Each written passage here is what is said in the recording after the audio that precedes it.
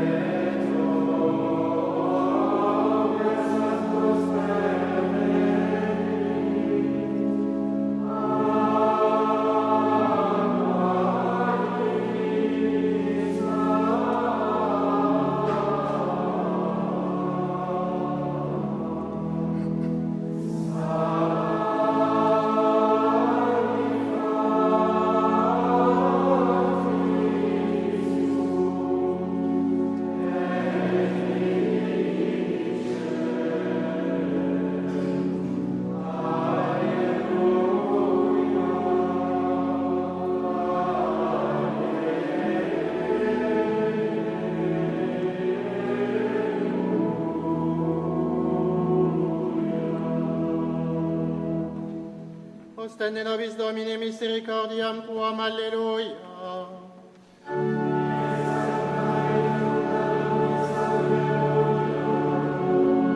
Domine exaudi orationem meam.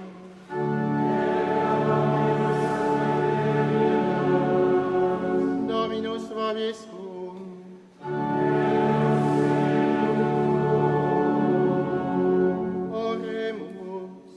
Exaudi nos Domine Sancte Pater Omnipotens Aeterne Deus, et mitere digneris sanctum angelum tuum de celis, qui custodiat, foveat, protegat, visitet, et qui defendat omnes habitantes in hoc habitaculum, per Christum Dominum nostrum.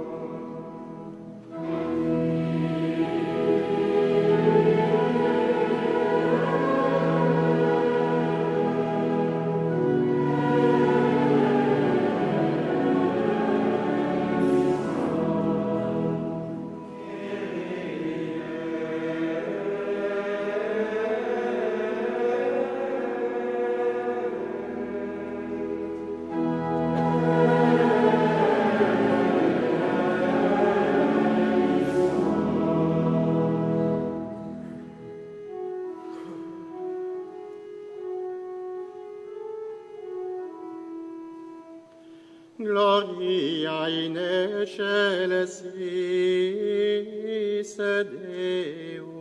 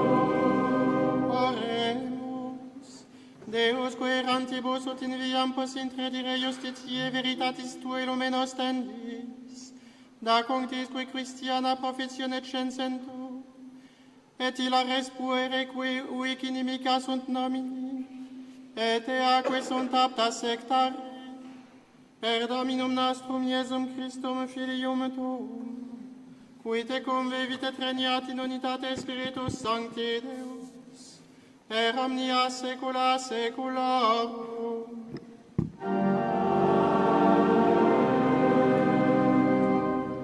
Lectio Epistolae Beati Petri Apostoli. Lecture de la première épître de Saint Pierre pour ce troisième dimanche après Pâques. Frères bien-aimés, je vous exhorte, en votre qualité d'étrangers et de voyageurs, à vous abstenir des désirs de la chair qui font la guerre à l'âme, en ayant parmi les païens une belle conduite. Ainsi, bien qu'ils vous accusent de faire le mal, éclairés par vos bonnes œuvres, ils glorifieront Dieu au jour de sa visite. Soyez soumis à toute institution humaine à cause du Seigneur, soit au roi en sa qualité de souverain, soit aux autorités comme envoyées par lui pour punir ceux qui font le mal et récompenser ceux qui font le bien. Car c'est la volonté de Dieu qu'en faisant le bien, vous fermiez la bouche à l'ignorance des insensés.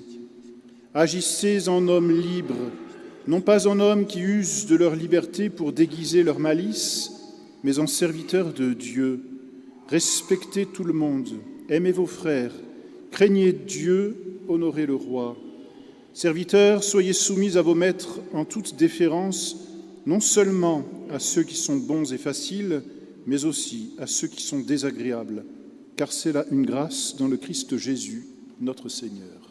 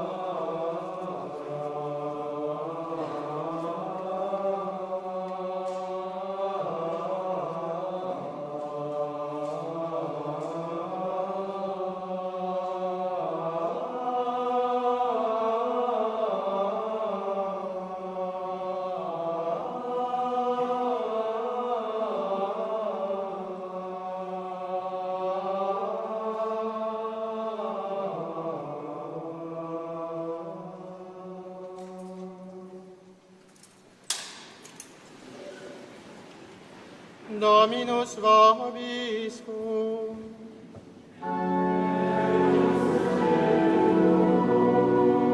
Sequentia Sancti Evangelii secundum Ioannem.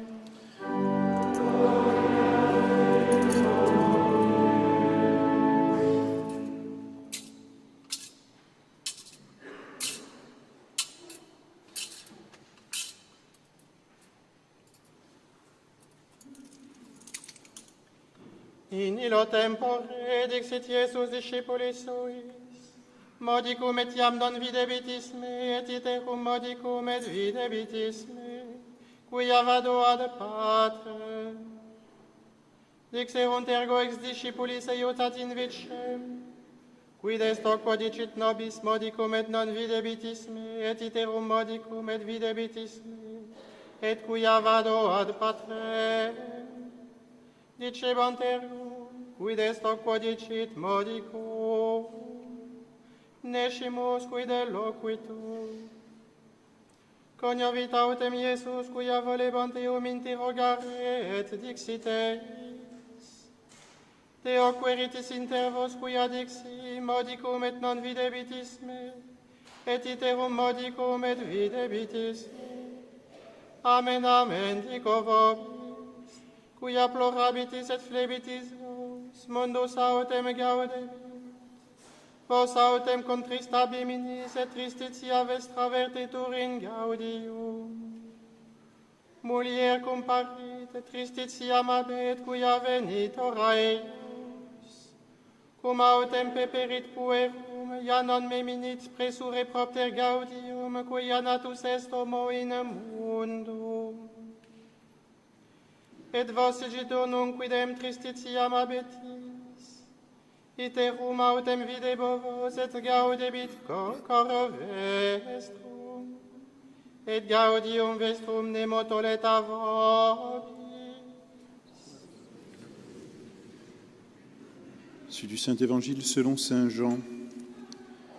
En ce temps-là, Jésus dit à ses disciples, « Un peu de temps, et vous ne me verrez plus, et puis un peu encore, et vous me verrez, car je vais au Père. » Alors certains de ses disciples se dirent entre eux, « Que signifie ce qu'il nous dit là ?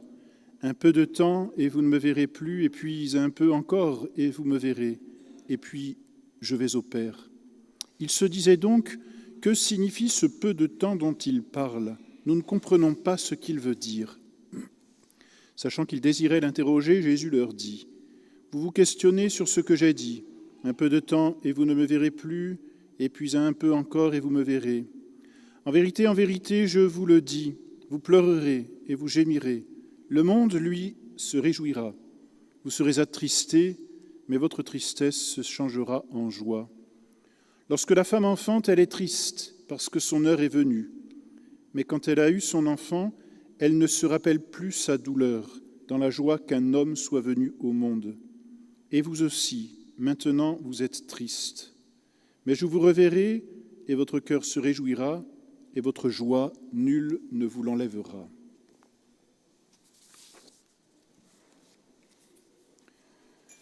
C'est aujourd'hui le 3e dimanche après Pâques, messe et offices aux horaires habituels. Demain, Saint-Pierre Canisius, confesseur et docteur. Mardi prochain, 28 avril, Saint-Paul de la Croix, confesseur. Mercredi 29, Saint-Pierre de Vérone, martyr. À 18h30, messe chantée des étudiants. À 20h, cours de théologie de l'Église. Et mardi, il y aura bien cours de doctrine approfondie. Jeudi 30, Sainte Catherine de Sienne, Vierge. À 17h45, première vêpres de Saint-Joseph artisan. À 19h30, cours de catéchisme pour adultes. Vendredi prochain, ce sera le 1er mai.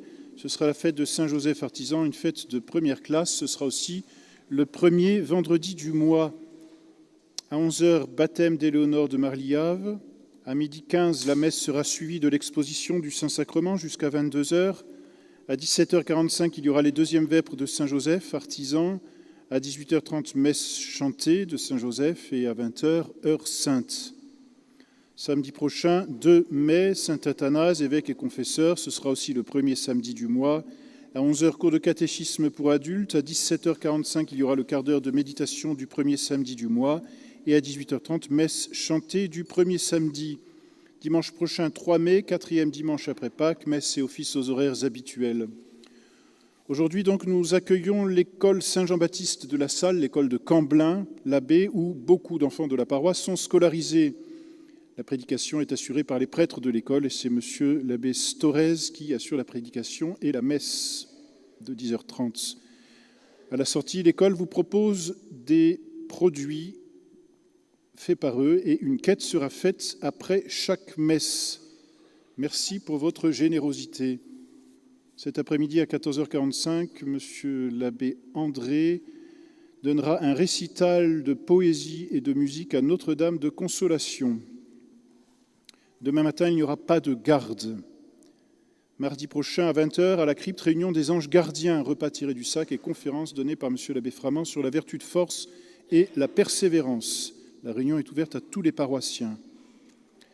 Mercredi prochain, à 20h, en salle des catéchismes, monsieur l'abbé Glaise donnera son cours de théologie de l'Église. Le thème est le suivant, le successeur de Saint-Pierre. Du 21 au 30 juillet, les Sœurs de la Fraternité organisent un camp à Rome pour les jeunes filles de 18 à 25 ans. Tous les renseignements sont au fond de l'Église. Et puis, pour le pèlerinage de la Pentecôte, les inscriptions des fidèles sont ouvertes sur le site Pèlerinage de Tradition.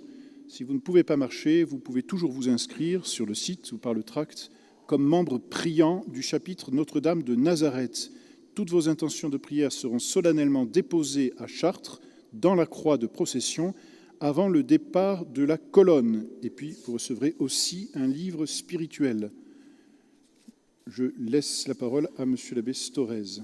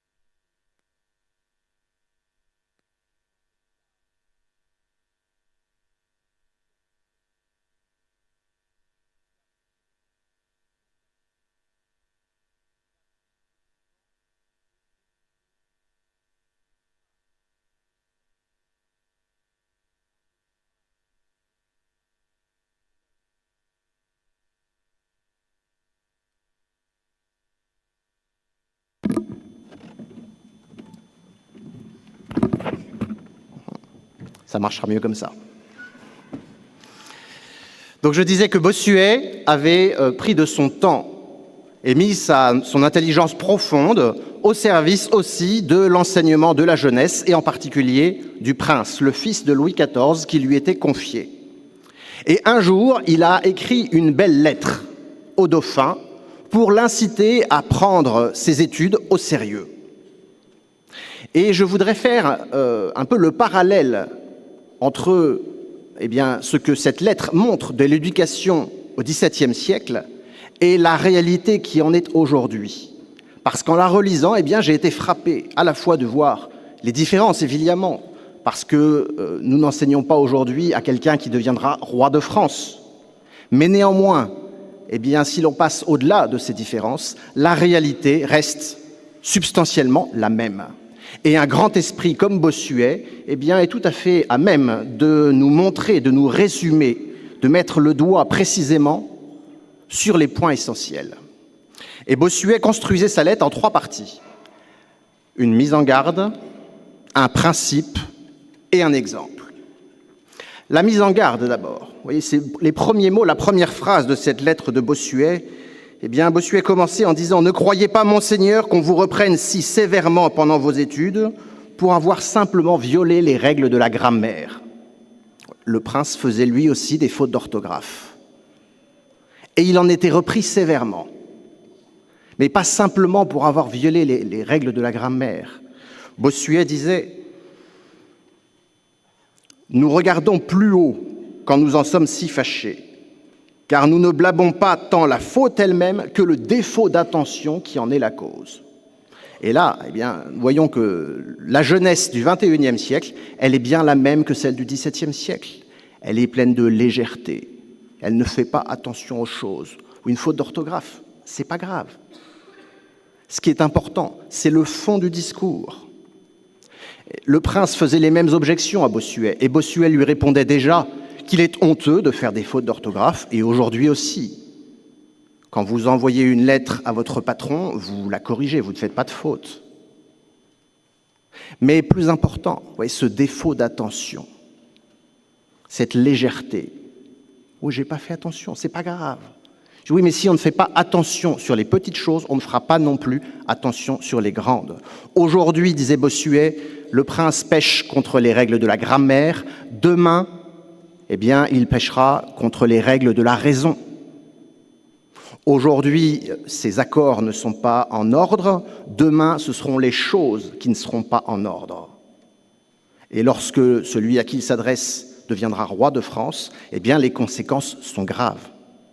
Et Bossuet dit, vous punirez ce qu'il faudra récompenser, et vous récompenserez ce qu'il faudrait punir.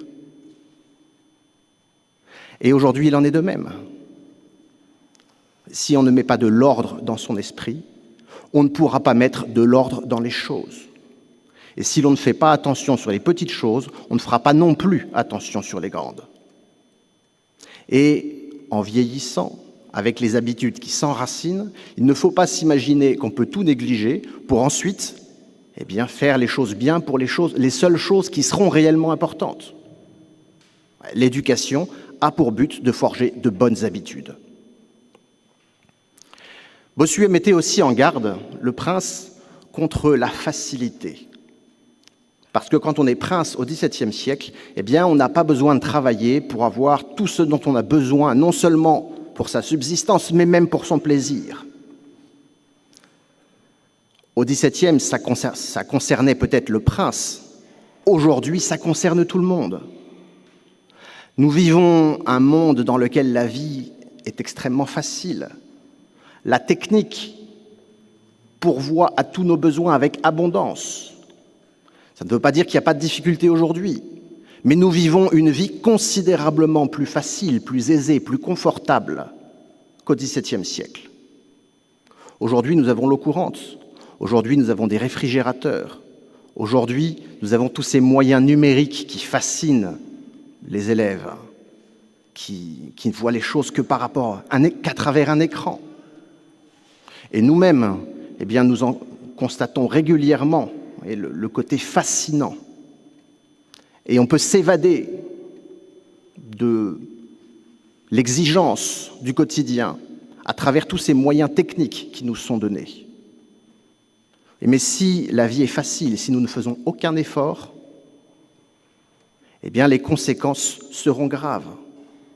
Bossuet rappelait au prince que si sa subsistance, ses plaisirs lui sont facilement acquis, la sagesse, il n'en ira pas autant. Il n'en ira pas aussi bien pour la sagesse. La sagesse s'acquiert à force d'efforts. Il nous faut étudier, il nous faut la rechercher. Et si le prince n'est pas sage, son peuple court à sa ruine. Si nous ne sommes pas sages, nos familles et notre vie tout simplement sera en désordre. Alors certainement, eh bien, la facilité que nous vivons aujourd'hui est un danger. Ces moyens techniques sont un danger, et vous l'entendez souvent répéter. Alors, si nous comprenons qu'il nous faut prendre nos études au sérieux, eh bien, Bossuet va ramener ça à un principe. Il nous faut vivre de l'intelligence, il nous faut vivre de raison pour maîtriser nos passions. Sinon, ce sont nos passions qui nous tyrannisent.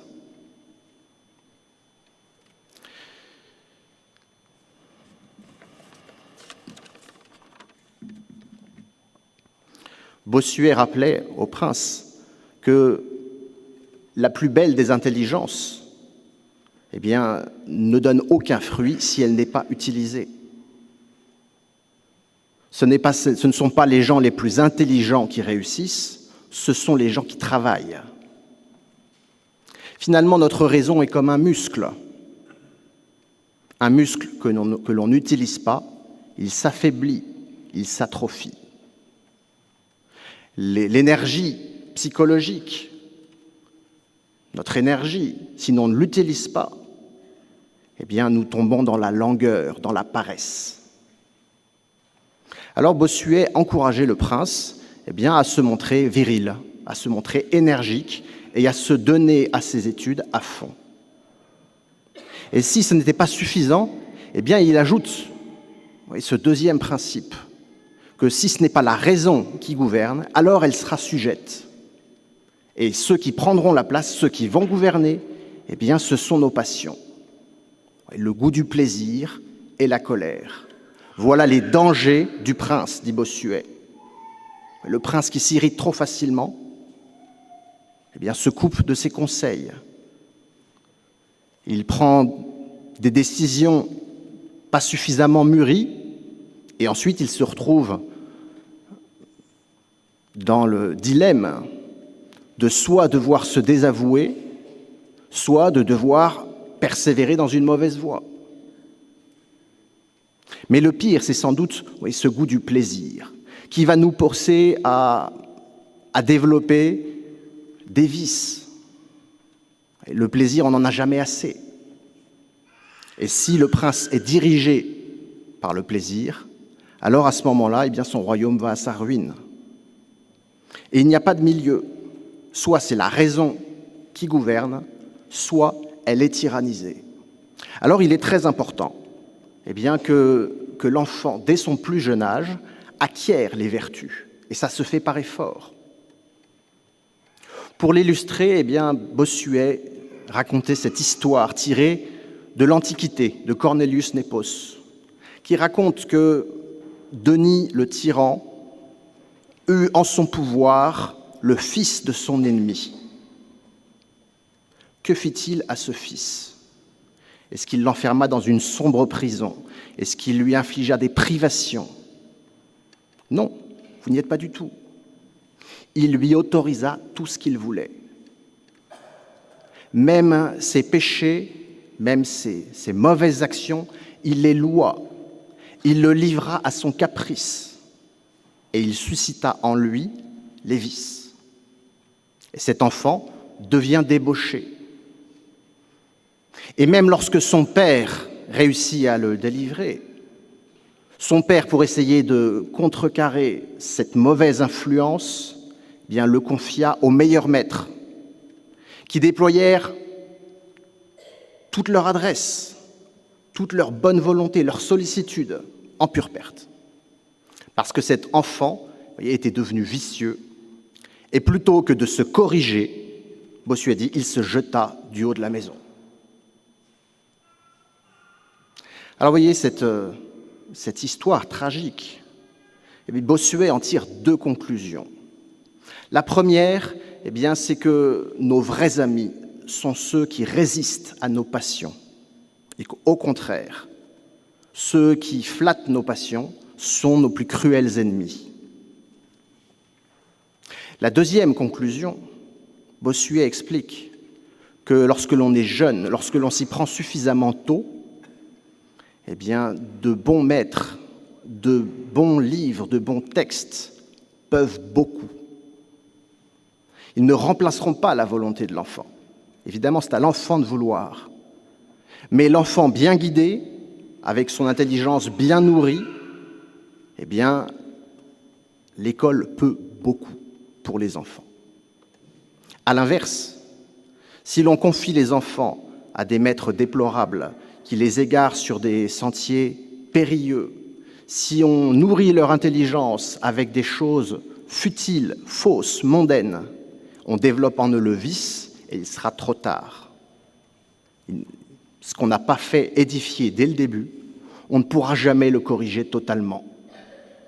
Oui, bien sûr, la grâce du bon Dieu peut faire des miracles, mais Bossuet citait Caton, qui disait « Si vous vous livrez à une lâche indolence, vous implorerez en vain les dieux. » Nous ne devons pas attendre du bon Dieu qu'il fasse un miracle pour nous, alors que nous avons tout fait à l'envers. Nous devons faire les choses dans le bon sens. Alors, mes bien chers frères, il me semble que cette lettre montre bien la nécessité de l'enseignement catholique, la nécessité que nos enfants soient dirigés dès leur plus jeune âge, la nécessité de contrecarrer leurs mauvaises inclinations. Nous ne cherchons pas à leur plaire, nous cherchons à les élever. Et pour cela, non seulement nous avons besoin de toute cette tradition de l'Église, mais nous avons besoin de votre soutien, du soutien de vos prières. Voilà ce que je demande principalement aujourd'hui. Et prions l'Esprit Saint. L'Esprit Saint qu'il nous donne à nous, professeurs, d'être fermes. Fermes avec les élèves, sans rigidité, sans dureté, mais fermes. C'est l'essentiel. Que nous soyons également pour eux le phare de la vérité, que nous éclairions leur intelligence, que nous leur donnions le goût du vrai. Et prions aussi pour les élèves, parce que c'est eux finalement qui grandissent, c'est eux qui peuvent faire l'effort. Si l'on pouvait réussir à la place de l'enfant, nul doute que tous réussiraient. Leurs parents, leurs professeurs le feraient pour eux, mais on ne peut pas le faire. Ils sont libres. Et si leur liberté a besoin d'être dirigée, d'être encadrée, si leur intelligence a besoin d'être nourrie, on ne peut pas vouloir à leur place. Mais ce qui nous est impossible à nous est possible au Saint-Esprit. Alors demandons au Saint-Esprit de toucher leurs intelligences, de toucher leur volonté, et que les élèves ramassent, reçoivent ce trésor de la tradition catholique pour qu'ils puissent grandir en sagesse, en esprit, en grâce, et le transmettre à leur tour à leurs enfants, ainsi soit-il. Au nom du Père et du Fils et du Saint-Esprit, ainsi soit-il.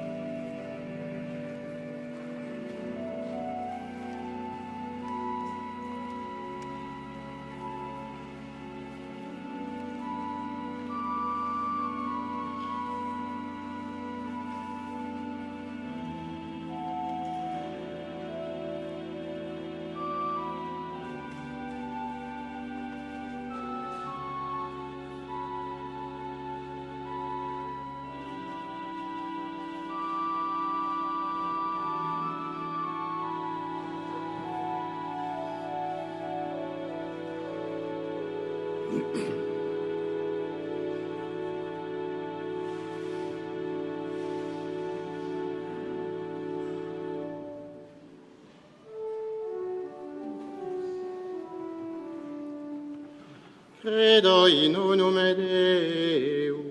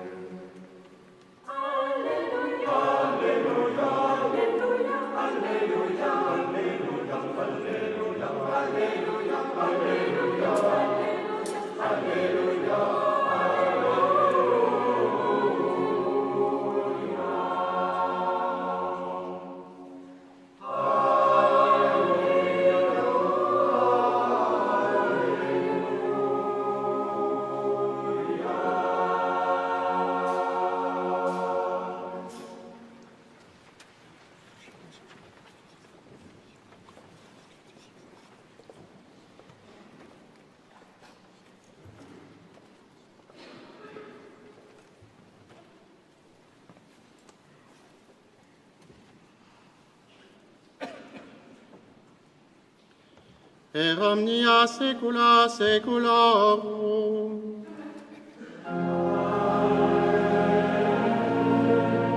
Dominus vobiscum.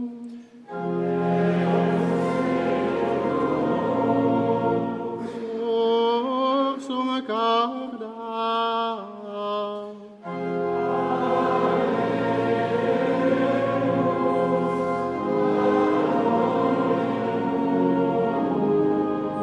Gratias agavus Domino Deum nostrum.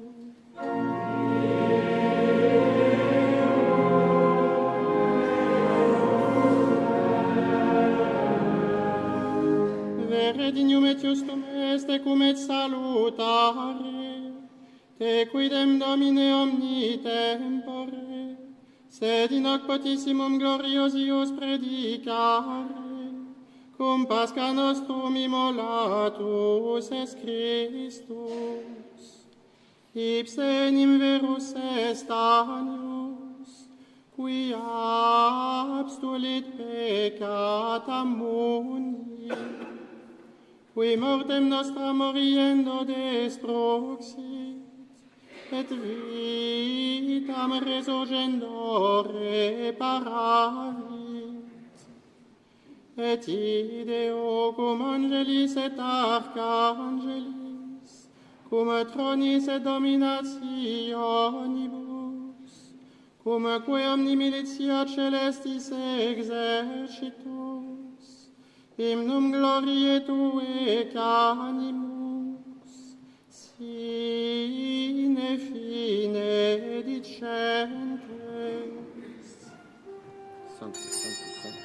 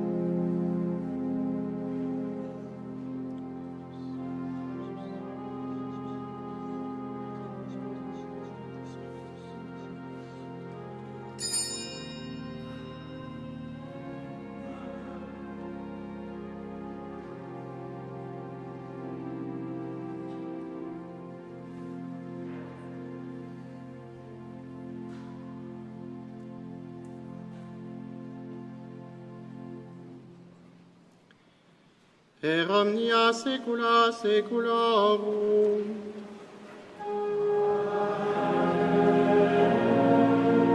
Oremus, precepti salutaribus moniti, et divina institutione formati, audemus dicere. Pater noster, qui es in celis, sanctificetur nomen tuum. Adveniat regnum tuum, fiat voluntas tua, sicut in cielo et in terra. Panem nostrum quotidianum da nobis hodie, et dimite nobis debita nostra, sicut et nos dimitimus debitoribus nostris. Et ne nos inducas in tentationem.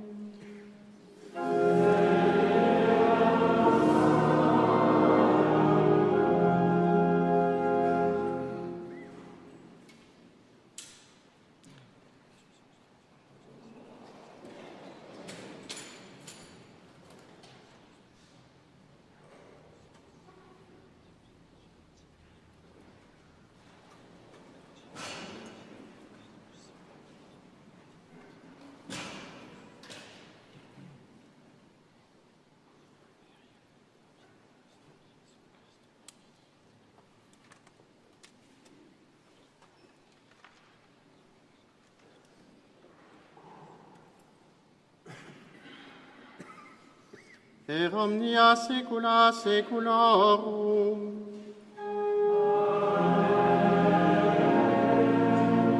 Pax Domini sit semper vobiscum.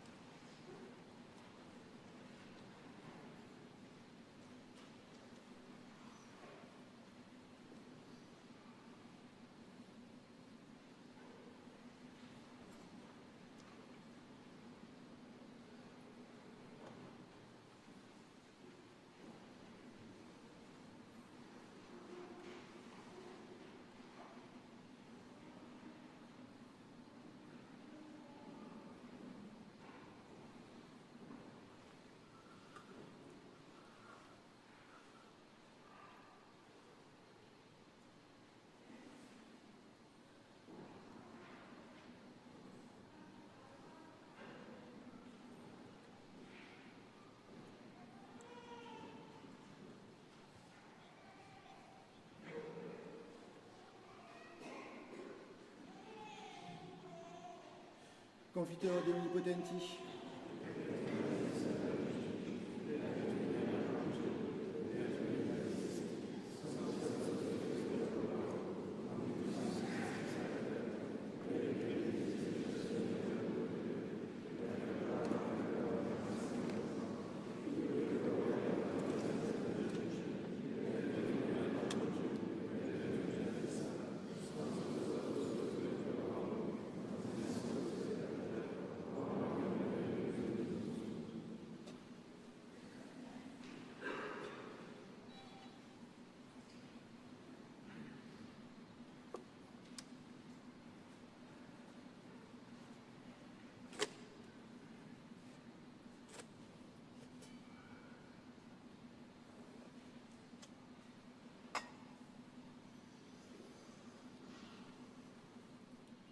Miseriato vestri omnipotens Deus et demissis peccatis vestris perducat vos ad vitam aeternam.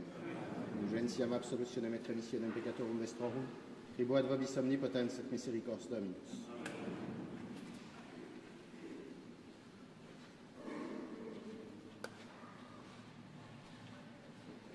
Ecenius Dei et sequitur peccata mundi. Domini non sum dignus intra tectum, sed tantum nec verbos aditor anima mea. Domini non sum dignus intra tectum meum, sed tantum nec verbos aditor anima mea. Domini non sum dignus intra tectum meum, sed tantum nec verbos aditor anima mea.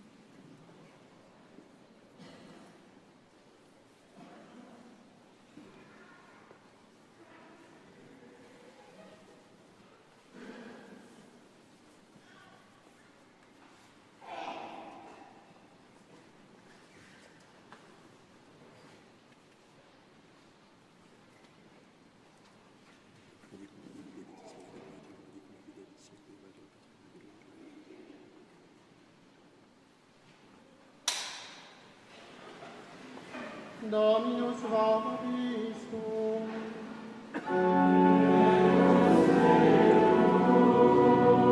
Oremus, sacramentaque sumus que sumus Domini, et spiritualibus nos instaurent alimentis, et corporalibus tueantur auxiliis, per Dominum nostrum Iesum Christum Filium Tuum, qui te convivit et regnat in unitate Spiritus Sancti Deus, per omnia saecula saeculorum.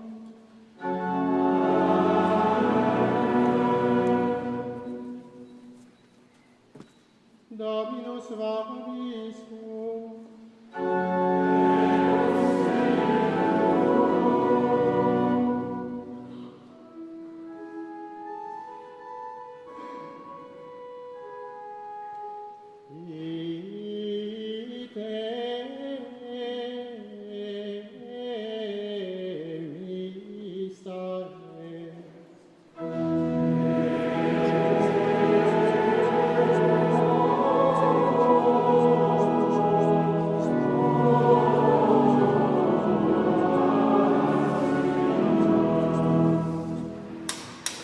Benedicat vos omnipotens Deus, Pater et Filius et Spiritus Sanctus.